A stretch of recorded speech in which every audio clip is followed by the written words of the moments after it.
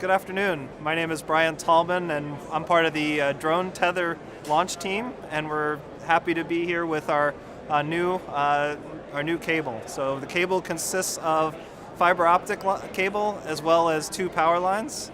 And what we've been doing over the past couple months is really understanding what the requirements are. So we've created a couple of unique features, one of which is our fiber optic cable is very crush resistant. We've actually tested it to some AirInc standards and can actually withstand a weight dropping directly on the cable, and it does not crush. We use a peak jacket that prevents crushing of the fiber optic cable.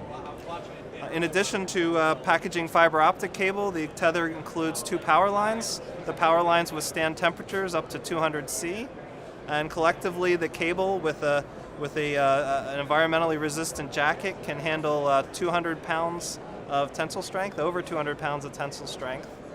We also have been working hard on the commercial aspects of this cable. So we've decided to come to market with 3 standard products that are in stock. We have material available to sample, and with those 3 standard products we cover power requirements from 16 gauge wire, we have a 20 gauge wire variant, and we have a 24 gauge wire variant.